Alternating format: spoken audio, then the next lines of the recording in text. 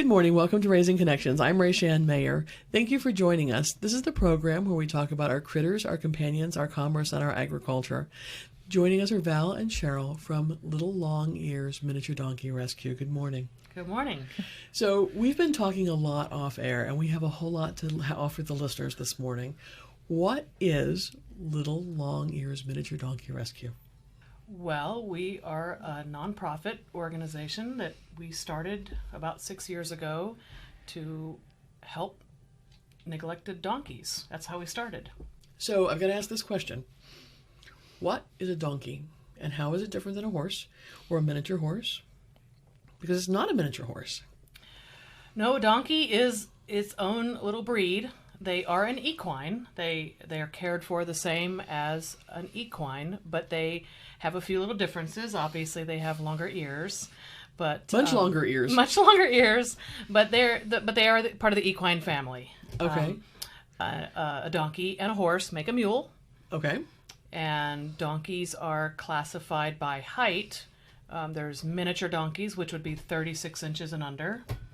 And then you have standard donkeys, which is above 36 inches and 54. Up to 54 inches.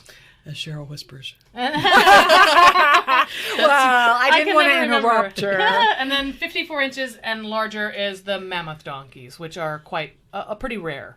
And so what's the difference between a mule and a donkey? A mule is a cross between a donkey and a horse. And so can you cross a donkey and a horse? That's a mule. That would make a mule. Okay. So a mule So and a mule horse. is technically with the mother is the horse. A hinny is if the donkey is the mother. And they're quite a bit more rare. But so most people don't know what a hinny is. So, but essentially the cross of a donkey and a horse is a mule. But if you want to get technical, if the pony or the horse is the mom, that's a mule. And if the donkey is a mom, that's a hinny. Got it.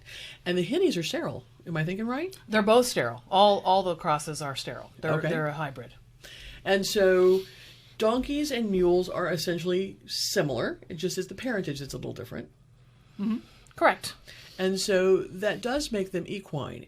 Mm-hmm.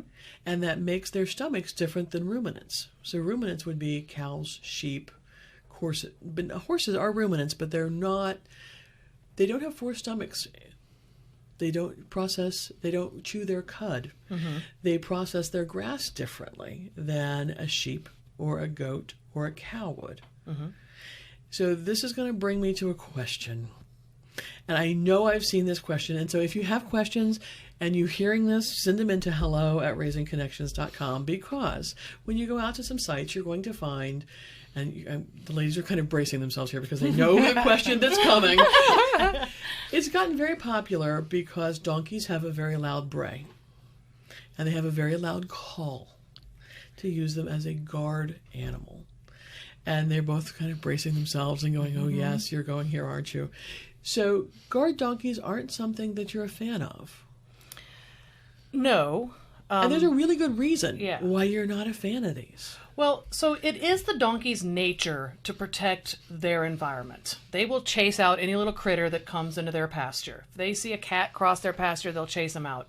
They have an aversion to anything that they perceive as a threat to their environment. And people have capitalized on that nature of the donkey to protect themselves and think that they should use the donkey to protect their livestock. And so the donkey's natural instinct to protect themselves has been used to then try to protect the other livestock. But donkeys are just as much at risk of being attacked as the other livestock that they're there that people want to use them to protect. They get mauled by dogs and coyotes all the time. I mean, a donkey is no match for a pack of anything. You get 2 or 3 dogs out there, and that donkey is going to get shredded the same way any other animal livestock would. Yeah. Yes, and they might be able to scare off a single dog. They might be able to scare off a single coyote, but you get 2 or more, and they are no match. And especially the miniature donkeys, they're no bigger than the sheep or the goats that they're out there. We're talking lab size. Yeah, they're little. They're definitely not meant to protect. So besides the fact that they can be a victim themselves of an attack or getting mauled, there are other reasons that we don't like them to be used as guard animals. But that goes back to how their stomachs are built. Because they can't process the amount of forage that the livestock they would be with can. Right. I mean, It makes them sick. They shouldn't eat as much grass as the general livestock that they would be living with are eating. They can get way too fat very easily. They're genetically, they are meant to eat a lot less nutritionally dense food than what they have access to out here in the pastures.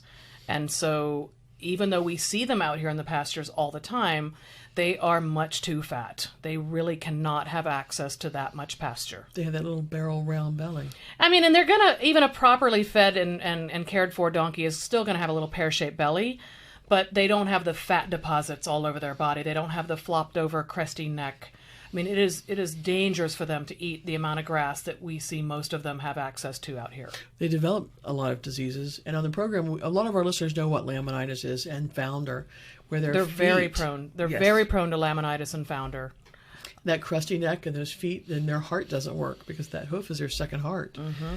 And next thing you know, you have a little guy on his side. I mean, we take a lot of donkeys in that were failed guards that people have used up. They don't care for them properly. They don't spend any time training and working with them. And when the animal is either so lame or so fat that they feel they can't do their job well, they either send them to the livestock auction or they call us and ask us to take them. But also an uncastrated donkey, a jack, will go after the livestock. Oftentimes they'll kill them. They'll go after the babies. They'll go after the calves or the goats. I mean, they will attack them.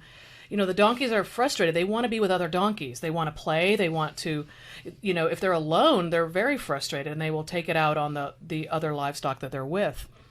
Donkeys actually need other donkeys to stand guard over them while they sleep. They take turns sleeping. Their pack. And so if they don't have, that's how herds work. So if a donkey doesn't have another donkey with him, he won't feel comfortable to lay down and sleep well. They don't get enough rest. They're aggravated, they're upset, and they will go after. I mean, an uncastrated jack just shouldn't, unless you are a really good breeding operation, you should not keep one intact. They're dangerous. It's frustrating for them. It's a frustrating life. It's a stallion. It's a stallion, and just because they're little doesn't make them any less dangerous. No.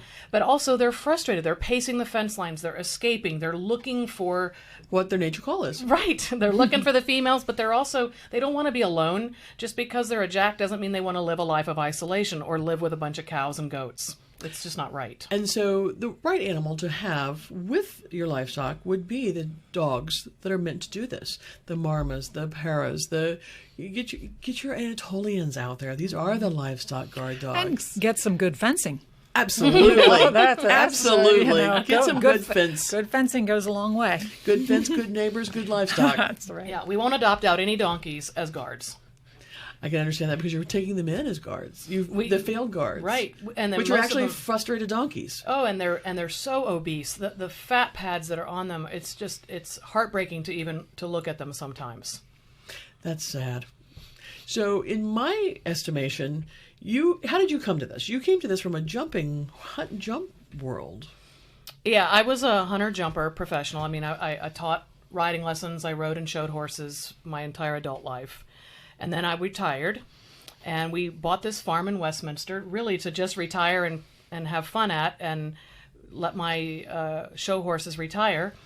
And you should see the smile that's starting on these faces here, going, "This was what we thought we were going to do." Yeah, we thought we were retiring. Things change quickly.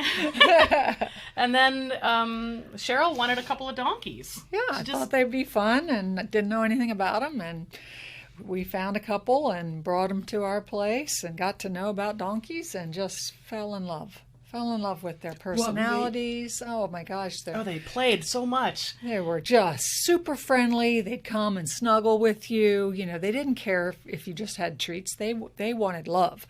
Where a horse, they want the treat. Yes. If you don't have the treat, they're gone. They're like, see ya, or I'm going to go graze. But the donkey comes and they just back their little butt up to you and they're like, can you scratch my butt, please?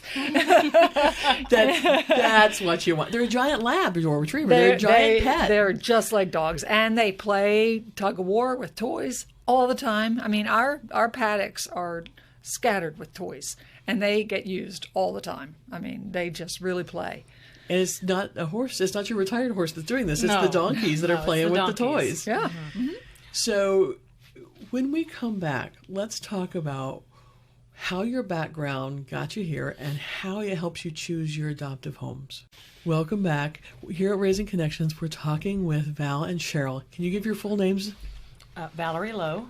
Cheryl Picorni. Now we've got your voice and your names together, so we know who you are. We can hear you now. Yeah. So how did you get into this? So off air, you were talking about, Fat Cheryl, how passionate you are about these donkeys and how playful they are. Oh yeah, they're just the most social, loving, friendly, kind, and soulful. I mean, soulful is the word that I think of when I think of them. They just have an amazing connection with people. They're so therapeutic. They're being used more and more in therapy work to bring about emotional healing for people. But yeah, once we bring visitors out and they meet donkeys. If they've never met donkeys, they're really shocked at how kind and loving they are, and they realize, hey, donkeys are way better than horses. I always joke with Val and say, donkeys are the most special of all the equine. They're the kindest, and so I like to harass her about that. You have to have somebody to harass, because otherwise, exactly, yeah. So you got into this from the high-level equestrian world. Mm-hmm. This is retirement. Sort of. But your facility, describe what your facility looks like. Well, it's a nice 7-stall center aisle barn. It was meant for horses, and it was intended. We bought the place because of the barn for my horse, and thought that would be a great retirement. As we've added on to it, we have a few more run-in sheds throughout the pastures. Dry lots. We created dry lots. As we got into it, we and that's really important. Recognized that the donkeys must be restricted on the grass. So attached to the barn are different dry lots that the donkeys spend a good part of their day in, where they're restricted from their time on the grass. And that's to keep them from ingesting too much grass and having laminitis and other issues. They have to have a diet that's low sugar, high fiber. And nice green grass out here on the East Coast is not that. So they eat hay, first cutting hay, not nice green leafy beautiful second cutting hay, not stimmy stuff, not alfalfa, but they eat hay that looks almost like straw, and then they also eat straw as well. And that diet most mimics what they're genetically designed to eat. They need low sugar, high fiber. When I think of donkeys or burros, I think of tumbleweeds. Yeah. That's the picture I have with that. And they, and you don't see fat laminitic donkeys out in the wild. They are perfect weight. They look beautiful. They travel a lot of distance every day to get their food, and they keep a naturally good weight. We have to provide that for them now. So we have to create dry lots for them. We have to manage their grass time. We manage their diet. It takes a lot of work, actually, to take good care of a donkey. You can't just put them out in the pasture and let them eat grass all the time. And that's why they shouldn't be out with the other ruminants. Right.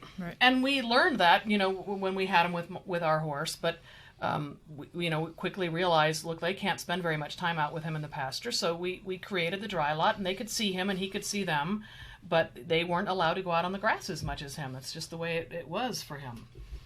So when you have someone come to you and want to adopt, what kind of home are you looking for, and why are folks adopting these donkeys?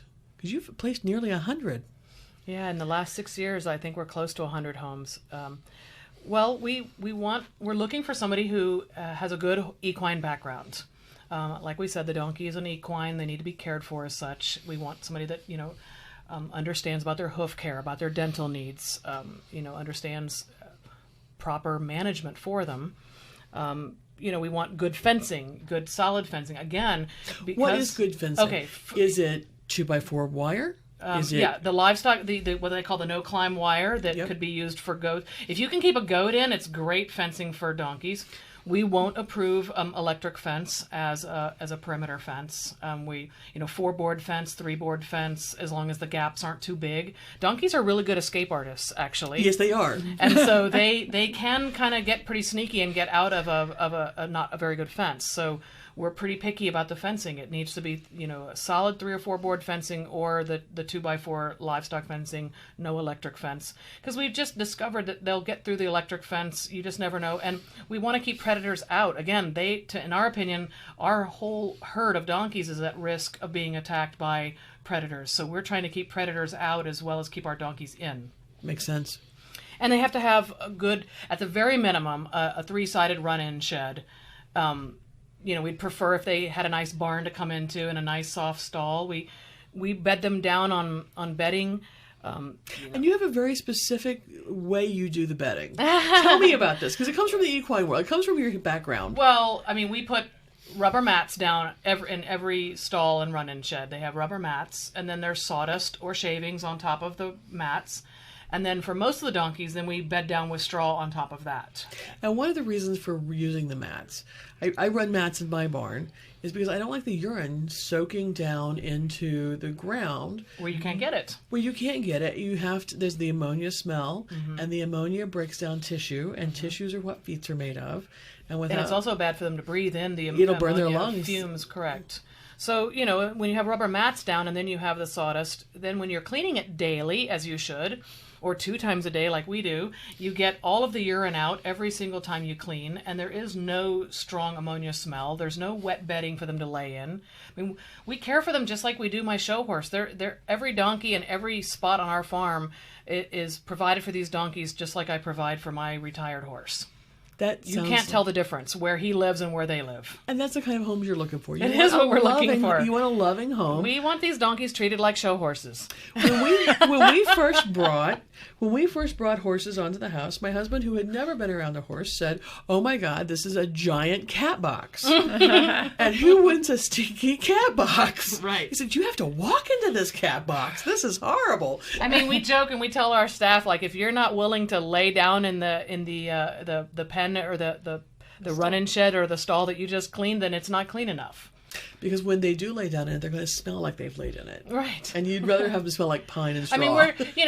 We just want clean. And when people come to our facility, they have no idea how many donkeys we have there because we keep it so clean. And that's what we're looking for in all of our homes. We want people to keep it clean. And the reason, and I'm going to get on my little microbiology soapbox here for just a minute, because we do live in Maryland and it is humid here. And after the winter we've had and the piles of manure and the parasites, you want to keep it clean because you don't want to have worms. Worms and flies. Ugh. Yeah. Yuck, we just don't want that. So, changing topics. When we come back, let's talk briefly about what these donkeys do for people and how we could adopt one if we wanted to. Welcome back to Raising Connection. So Val brought up a very valid point while we were off air. So as a equestrian who has a retired show horse and believes that these donkeys should be treated as retired show horses, but you're not into off-the-track rescue, you're not into retired show horse, hunt, jump, you're not helping those, you're helping donkeys. Because Cheryl wanted to help the donkeys. But why? How did you get into this? There was a need, other than Cheryl thought they were fun and cute after they got there. That was after they were there. How did they get there? What happened? Well, first of all, our facility wasn't very big. We only have 15 acres, and we weren't sure what we could afford to take care of to start with. So we thought we'd start small, and we thought, realistically, we could probably take care of more donkeys than we could horses. So we thought, we have this nice property. What can we do to help? And it seemed like we could probably do more for donkeys. And then we started researching. We did a lot of research about donkeys and about donkey rescues and discovered that there were so few donkey rescues in the country. Nationwide, there were only a handful of recognized nonprofits dedicated to donkeys. And in speaking with a couple of our friends in the horse rescue world, we learned that there were donkeys at the auctions every week, and they always were in terrible shape. And, basically just by talking and researching around, we discovered just how much of a need there was for donkeys. There were no resources for them. And they really are the most maligned of the equine species. They're made fun of, they're misunderstood, and they're neglected. Well, so when I picture a donkey, in my mind, I picture two things. I picture my girlfriend who had donkeys growing up that were treated like giant labs. Mm-hmm. And I picture donkeys in a New Mexico, Texas, South American setting on hillsides with baskets on both sides, mm-hmm. are kind of the two pictures I have in my head. What are donkeys used for when they're working? What is their job? Is their job to be a pet? Is their job to be a helpmate? Is carry things? Here in the East, you mean? In general. What in was third the world original countries, purpose of a donkey? Oh, they were working animals, really hard working animals. So they built extra this pair of countryside. Yeah, they were used out west to build and carry supplies and tools and you name it. They were the workhorse more than the horse. So the small, sturdy workhorses. Yes. Mm-hmm. And stubborn or no?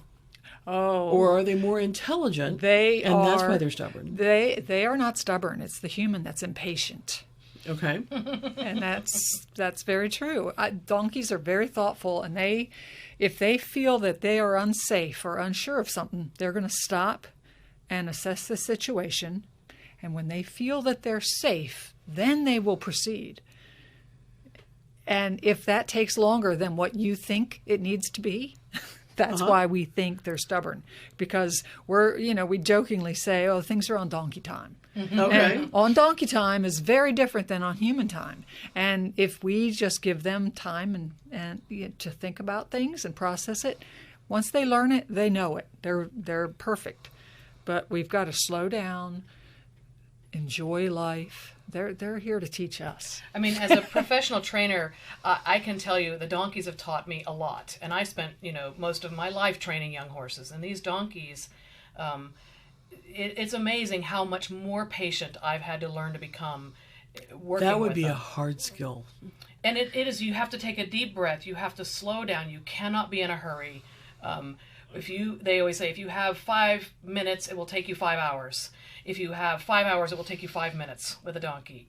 So if we are in a hurry and you're trying to get them to do something, it's not going to happen. They sense that urgency from you, and it makes them nervous. But if you're quiet and you're calm and you just let them process it, you almost always will succeed with getting what you want out of the donkey. Got it. So if we've heard this and we decided that we have found our 5 acres of paradise and we're going to flood it with all of these animals that we know nothing about, the first thing you would encourage us to do would be read. The next thing you would encourage us to do would be go visit places.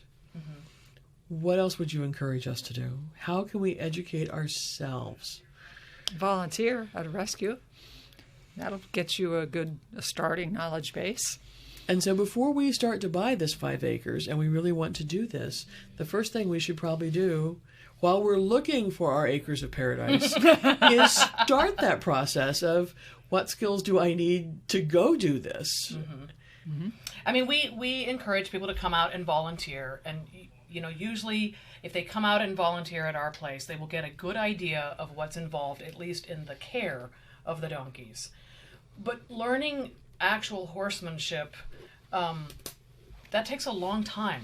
You can't just come and in a few weekends become a good horseman. No, that takes a really long time. Now we've put on, and it takes mentors, and it takes a lot. We've put on some donkey care clinics at our rescue, and we're starting to do them more often. And they've been well attended. Good. And we're really pleased that we can try to help educate. A lot of these people already had donkeys, and they came to learn more information. And a lot of them didn't have donkeys, and it either helped them determine whether or not they are ready for donkeys or whether they need to spend some more time learning. What the best gift you could give somebody? And the donkey. Absolutely, because then the donkey doesn't come back to you. The donkey doesn't end up... Remember, we care about the donkeys. Yeah, but what a gift to give a person, too. The knowledge to gently say, holy moly, this isn't what I thought it was. Right. It's not as easy as I thought it was going to be. I didn't get all the way into this. Mm-hmm. And then be the one having to surrender the donkey. Right. And that's unfortunately true. We do get a lot of donkeys. And, unfortunately, there's a lot of people right now that go on these Facebook sites and rescue a donkey or buy one from a auction or a kill pen and have no idea what they're getting into. They got pulled by the heartstrings, and then they call us and need us to take the donkey because they have no idea what they're doing. And we want to help every donkey we possibly can, but, it does put a burden on the rescues when you try to take one on and you're not educated enough to do it, and then you call us to come help you out. That's kind of going through the back doors to the front door. Yeah, and I mean, we have a waiting list at our rescue right now of people wanting to surrender their donkeys to us, and I'm not That talking... would be heartbreaking. I'm not talking about auction donkeys. The majority of what we take in right now are owner surrenders. People that can no longer care for their donkeys for a myriad of reasons. Age, illness, death in the families, change in income, divorce. There's 100 reasons why people can't care for their animals anymore. And when they reach that decision, they're desperate to find a good home for their donkeys. They don't want them to end up at the auction. And the donkeys outliving them, possibly. Absolutely. Donkeys have quite a long lifespan. So if we want to be involved, we can come out and volunteer, or we can sponsor a donkey. Yeah, on our website we have a whole sponsorship page. What's the website? It's littlelongears.org. And on there we can figure out how to become a sponsor for a donkey, and it benefits all the donkeys. Yeah, there's a whole page of all of our senior donkeys that aren't going anywhere, that are staying in sanctuary at our rescue. And we could come out and visit our sponsored donkey? You can make an appointment to come visit your sponsored donkey. Well, you're not yes. a drop-in facility. We're not a drop-in. Because this is your home as well. Right. And you have lives, and the donkeys have schedules, because Yeah. donkeys, and any animal stays on a schedule. We try to accommodate visits by request. There's that information's on the website as well. Okay. And yes, we try to let everybody come visit their sponsored donkey and get to know them and see how much fun it is out there. And when you sponsor your donkey, you get a picture that's, a frame-worthy picture. There's a little bio information, and you get a little sponsorship certificate. And then you can, like I said, you can come out and visit your donkey, hopefully, brush it, and maybe take it on a walk, that kind of stuff. Start to really bond with your donkey, yet you don't have the responsibility of being the owner of that donkey. There's a lot to be said with that. You get to sponsor and go home. It's kind of like being the aunt, the grandparent. Sometimes we encourage people, it might be better for you to just come out and volunteer, a couple days a week. It might get you your donkey fix without you taking on the full ownership responsibilities. I love that idea. I love that idea. Okay, so if we need our donkey fix, if we want to be a sponsor, if we want to donate, where do we find you and how do we do that? The website. The website, littlelongears.org, and we're also on Facebook, and we're also on Instagram. Wonderful. Val, Cheryl, thank you for joining and being part of us this morning. Well, thank you. Thanks, this was fun. Yeah. I hope you've enjoyed it. Your cup of coffee is finished, and you're ready to go hit the day. Thank you for listening to Raising Connections, and we will see you next Saturday.